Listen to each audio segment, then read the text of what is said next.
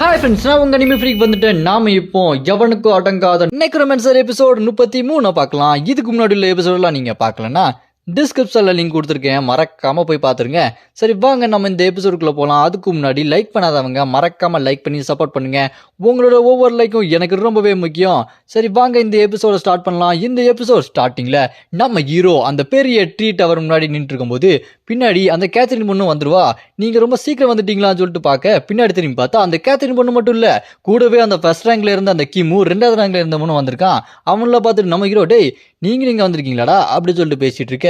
அந்த கேத்ரின் பொண்ணு நம்ம ஹீரோ பார்த்து, ஆமா நீங்க இதுல எந்த லெவல சூஸ் பண்ணிருக்கீங்க, ஈஸி, நார்மல், டிஃபிகல்ட்டி இல்ல அந்த லூனாட்டிக் பைத்தியக்காரத்தனமா சொல்லிட்டு கேட்க நம்ம ஹீரோவும் நான் அந்த பைத்தியக்காரத்தனத்தை சூஸ் பண்ணிருக்கேன்னு சொல்ல, அதை கேட்டு கேத்ரின் நான் நினைச்சேன் நீங்க இதை தான் சூஸ் பண்ணுவீங்கன்னு. சரி வாங்க நம்ம இந்த ட்ரீ டவருக்குள்ள போலாம். ஆனா அதுக்கு முன்னாடி நீங்க இப்ப எங்களோட டீம் ஆயிட்டீங்க, அதுக்கு இந்த டீம் கோட போடுங்கன்னு சொல்ல நம்ம ஹீரோ அந்த டீம் கோட போடுவான். இப்ப எல்லாருமே ஆபீஷியலா ஒரே டீம் ஆயிடுறாங்க.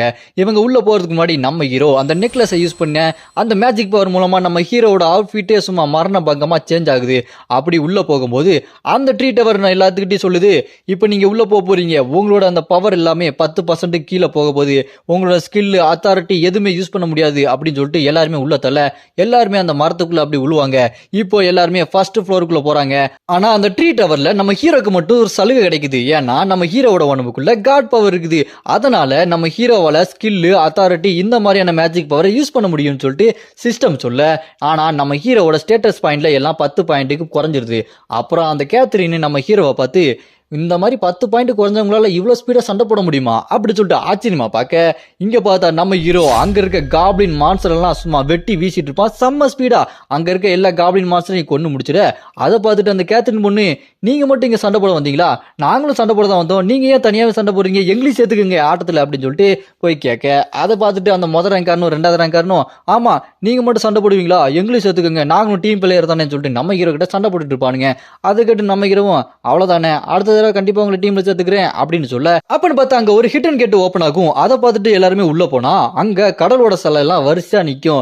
இந்த மாதிரி கடலோட சிலையில பார்த்தாலே ஒரு மாதிரி பீதியா தான் இருக்கு, இங்க என்ன நடக்க போகுதோ அப்படி எல்லாருமே பார்த்துட்டு பயந்துட்டே போயிட்டு இருக்கும்போது அங்க ஒரு மந்திர புத்தகம் இருக்கும். இதுல காட் ஆஃப் டார்க்னஸ் உங்களுக்கு கருணையை வழங்குறாங்க, அது யாருக்கு வேணும், நீங்க யார் எடுத்துக்கிறீங்கன்னு சொல்லிட்டு கேட்க, அந்த மேஜிக் புக்கை பார்த்து கேத்ரின் இதை நான் எடுத்துக்கிறேன்னு சொல்லிட்டு அவளோட மேஜிக் யூஸ் பண்ண அது அப்படி அவளுக்கு கிடைச்சிரும். அதை பார்த்து அவள் ரொம்ப சந்தோஷப்பட்டு இருப்பான், இந்த மேஜிக் ஒர்க் அவுட் ஆயிருக்கு சொல்லிட்டு பார்க்கும்போது அங்க இருக்க அந்த காட் ஆஃப் டார்க்னஸோட சிலை சிரிக்கும்.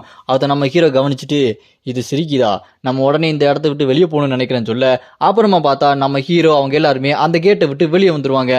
அந்த கேட்டும் டிசப்பியர் ஆயிரும். அவ்வளவுதான். அப்புறமா நம்ம அடுத்த மான்ஸ்டரை தேடி போறோம், அடுத்த 2வது ஃப்ளோருக்கு சாவி வேணும் அப்படி சொல்ல, நம்ம ஹீரோவும் நான் சீக்கிரமா போய் சாவி எடுத்துட்டு வரேன்னு சொல்லி அங்க இருந்து சம ஸ்பீடா ஓடி போயிடுவான். அதை பார்த்துட்டு கேத்துருன்னு, இவர் எப்பவுமே இப்படிதான் இருக்காரு, ரொம்ப அவசரப்படுறாரு, நம்மளை கடைசி வரைக்கும் சண்டை போடவே விட மாட்டாரு போல இருக்கே அப்படி சொல்லிட்டு கேத்ரின் யோசிச்சுட்டு இருக்க, நம்ம ஹீரோ அங்க வின் பவரை யூஸ் பண்ணி செம்ம ஸ்பீடா ஓடிக்கிட்டு இருப்பாரு.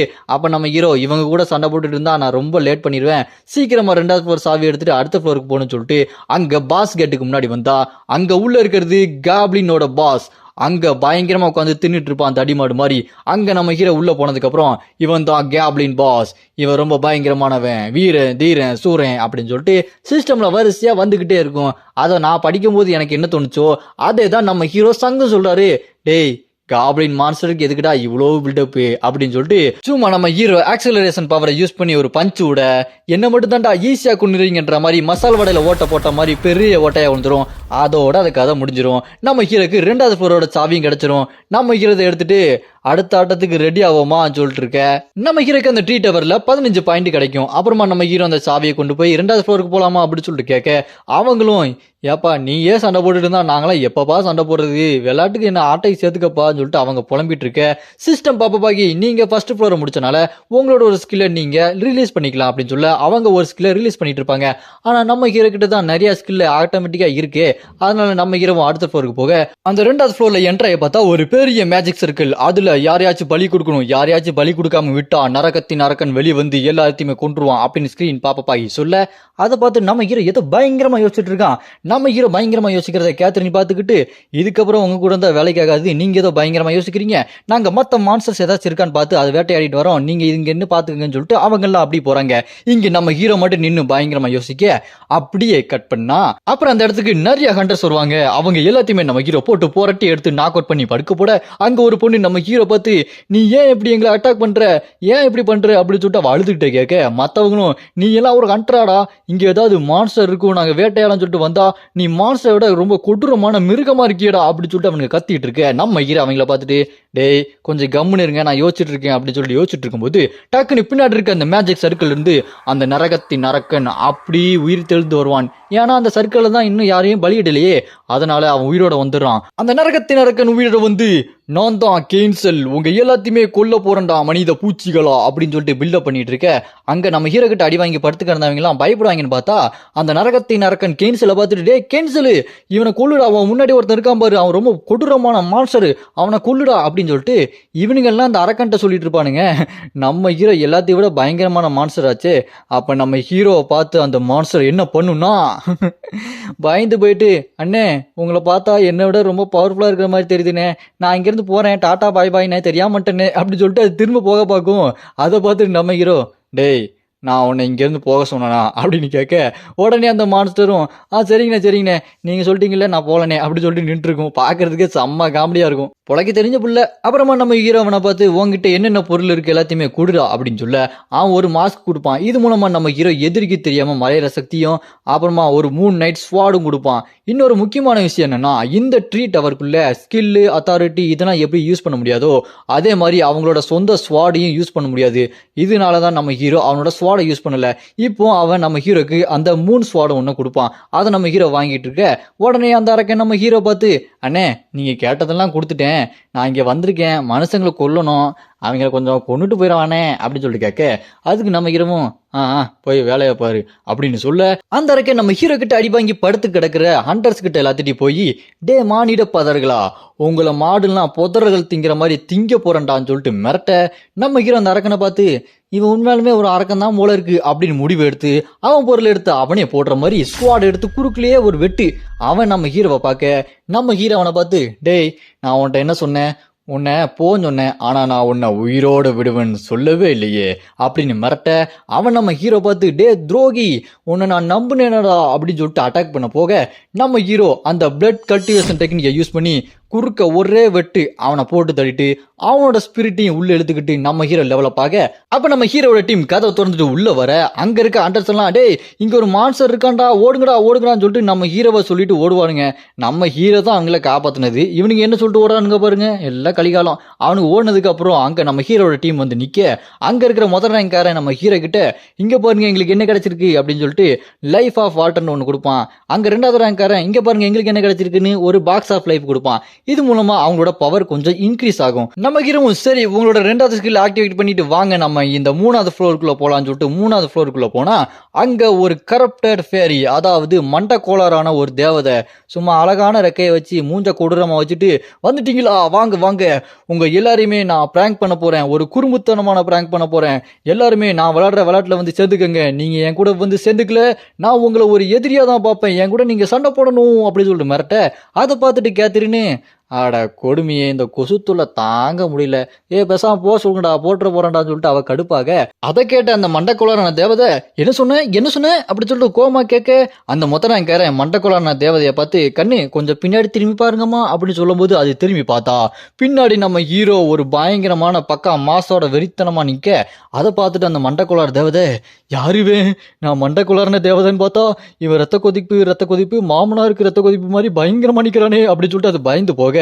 நம்ம ஹீரோ அந்த மண்டக்கோளான தேவதைய கையில கட்டி போட்டுருவான். அதை கையில கட்டி போட்ட உடனே ஏன் என்ன இப்படி கட்டி போட்டிருக்கு அப்படின்னு சொல்லிட்டு அது கத்திட்டு இருக்கும்போது நம்ம ஹீரோ அது கிட்ட போய் ஆமா இங்க வந்தோடனே ஏதோ பிராங்க் பண்ண போறேன்னு சொன்னியாமே, அப்படி என்ன பிராங்க் பண்ண போற அப்படின்னு நம்ம ஹீரோ அந்த மண்டக்கோளார் தேவதை கட்டியிருக்க அந்த மரத்துக்கிட்ட போய் ஒரு சுண்டுவார் ஒரு விரல்ல, அந்த மரம் பாதியா உடஞ்சு போயிடும்.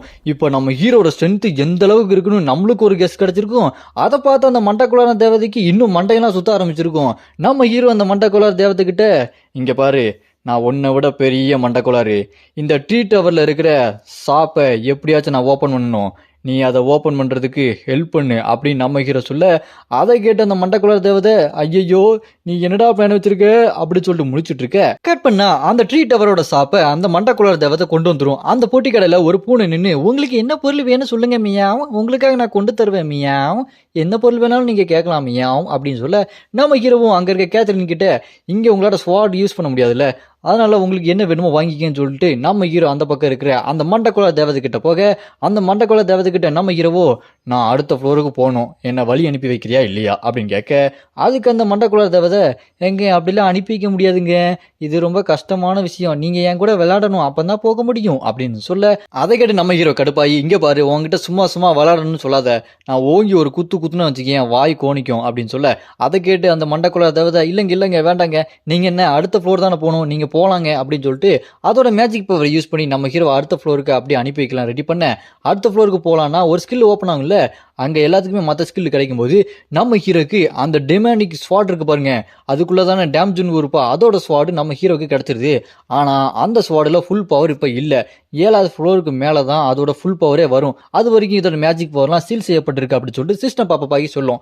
அப்புறமா நம்ம ஹீரோ அங்கே 4வது ஃப்ளோருக்கு போகலான்னு சொல்லிட்டு போகும்போது அந்த மண்டக்குள்ள தேவதை என்னையும் கூட்டு போங்க அங்கிள் அப்படின்னு சொல்ல, அதை கேட்டு நம்ம ஹீரோ நீ பேசாம இங்கே இரு, நான் போயிட்டு வரேன், தேவைதானே உன்னை கூப்பிட்றேன் அப்படின்னு சொல்ல, நம்ம ஹீரோவும் அவங்க டீமும் 4வது ஃப்ளோருக்குள்ளே போக அங்கே ஒரு ஸ்கெலிட்டன் ஹெட்டு ஒரு சேரில் உட்காந்துட்டு இருப்பான். அப்போ அங்கேருந்து ஒருத்தர் ஓடி வந்துட்டு தலைவா கார்பட்டு இங்கே ஹண்டர்ஸ் வந்திருக்காங்க அப்படின்னு சொல்ல, அதை கேட்டு அந்த கார்பட்டு எலும்பு கூட என்னது ஹண்டர்ஸ் வந்திருக்காங்களா, இது என்ன புதுசாக இருக்குது அப்படின்னா இப்போ என்ன பண்ண போகிறோன்னு கேட்க, அங்கே ஓடி வந்தவன் சொல்லுவான் அதாவது கார்பெட் அரசே வெளியில நம்மளோட கிராக் நிற்கிறான், அந்த கிராக் எல்லாத்தையுமே பார்த்துக்குவோம் அப்படின்னு சொல்ல, அதை கேட்டு அந்த கார்பெட் எலும்பு கூடு அப்படியா கிராக் நிற்கிறானா, ஆஹா சந்தோஷம், கிராகை எல்லாத்தையும் பார்த்துக்குவான், அவன் ரொம்ப பலசாலி, அவனை மிஞ்ச இங்கே யாருமே கிடையாது அப்படின்னு சொல்ல, அப்படியே கட் பண்ணா அந்த கிராக் இருக்கான் பாருங்க கிராகு, அவன் அங்கே வந்து அரசே ஓடி இருங்க அப்படின்னு பொந்துன்னு கீழே வந்துடுவான். பார்த்தா நம்ம ஹீரோ அங்கே வந்து செம மாசா நிற்க, அதை பார்த்துட்டு ஷாக் ஆயிரும் அந்த கார்பெட் எலும்பு கூடு. இதோட இந்த எபிசோடு முடியுது.